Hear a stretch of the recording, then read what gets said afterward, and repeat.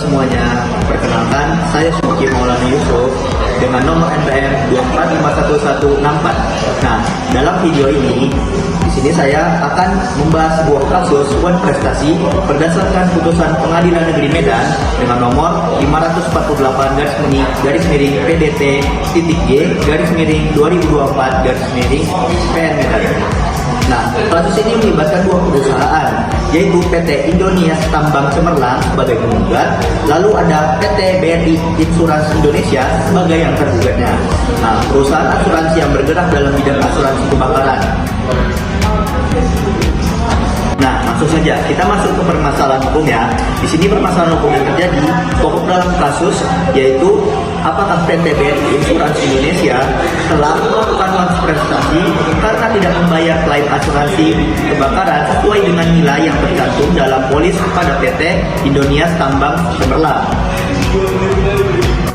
Lalu ada aturan hukum yang berlaku. Untuk menjawab masalah tersebut kita perlu mengacu kepada pasal 1234 KUH Perdata yang menyatakan bahwa setiap perikatan menimbulkan kewajiban untuk memberi sesuatu, berbuat sesuatu atau tidak berbuat sesuatu.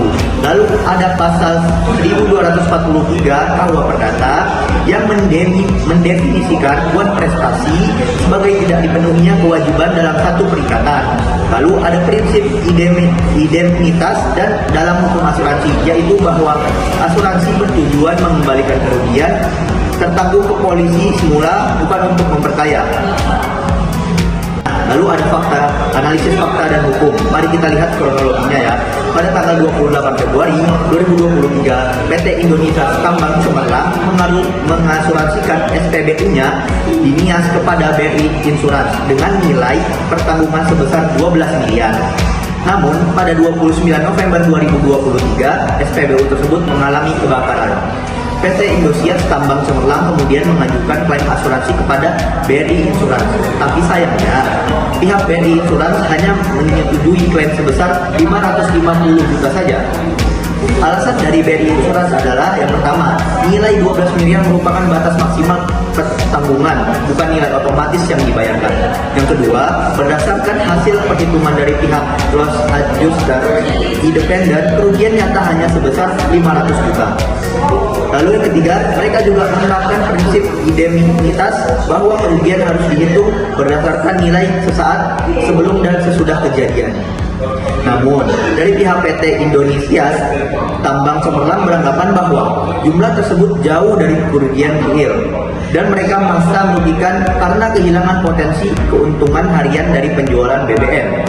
Mereka menganggap bahwa BRI Insurans telah wan prestasi karena tidak memenuhi kewajiban sesuai perjanjian polis.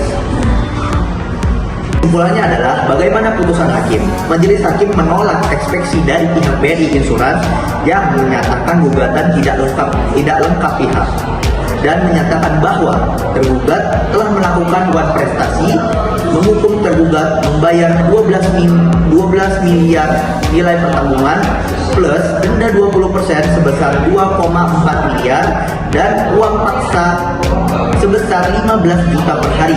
Sejak putusan berkekuatan hukum tetap hingga pembayaran lunas dilakukan. Dari kasus ini kita belajar bahwa perjanjian dalam polis asuransi bersifat mengikat dan bila salah satu pihak tidak menepatinya maka dapat dianggap wan prestasi. Meskipun ada prinsip indemnitas, penghitungan kerugian tetap harus adil dan proporsional serta terbuka untuk diuji oleh pengadilan. Demikian pembahasan kita tentang kasus wan prestasi antara PT Indonias Tambang Cemerlang melawan PT BRI Indonesia. Semoga video ini bisa memberi gambarannya bagaimana hukum perdata diterapkan dalam praktiknya.